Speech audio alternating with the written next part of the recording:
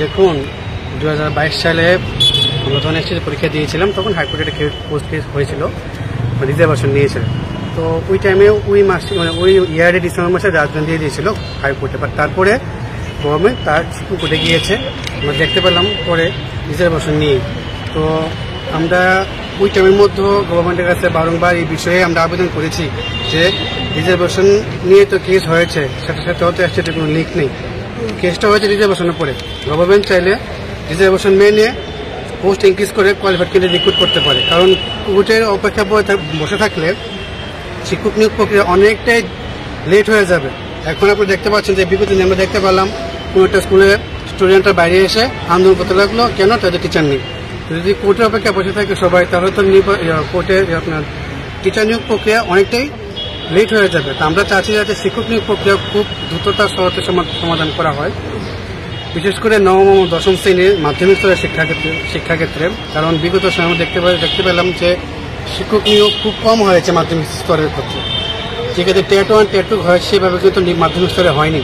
তো আজকে মূলত আমরা সবাই যারা আছি তারা সবাই একত্র হয়েছি এই জায়গার মুখ্যমন্ত্রীর উদ্দেশ্যে স্যারের উদ্দেশ্যে, যেহেতু দপ্তরটা ওনার আন্ডারে, ওনার কাছে বিনিময় আবেদন রাখতে হয় যে শিক্ষক নিয়োগ প্রক্রিয়ার এই এসটিইটি প্রক্রিয়াটা যাতে অতি সত্বর নিয়োগ করা হয় এবং অতি সত্বর তার সমস্যা সমাধান করা হয়।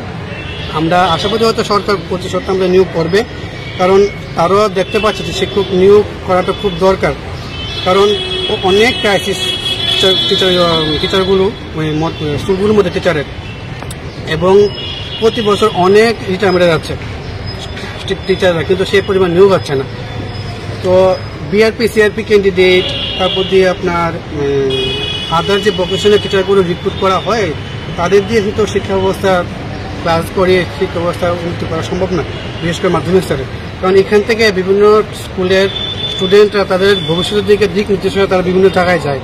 তো সেই জায়গায় যদি খামতি থেকে থাকে তাহলে হয়তো পরবর্তী সময়ে শিক্ষা ব্যবস্থা অনেকটাই ক্ষতিগ্রস্ত হতে পারে।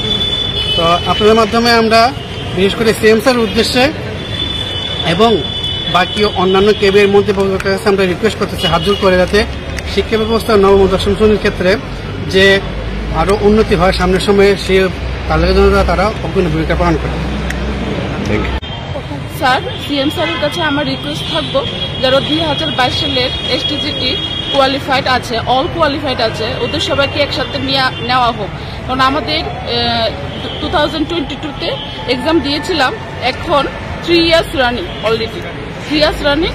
আর আমাদের মধ্যে অনেকেই আছে যারা ওভারেজ হয়ে গেছে বা ওভারেজ হবে।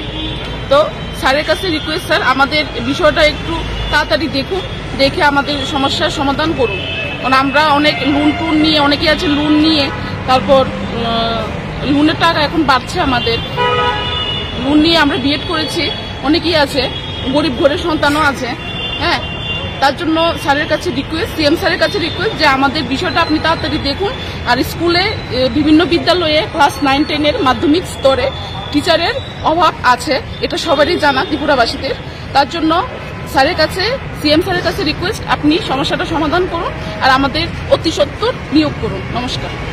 আপনাদের বিষয়টা তো কোর্টের রয়েছে, হাইকোর্ট থেকে তো রায় দিয়ে দিয়েছে, এখন সুপ্রিম কোর্টে আছে।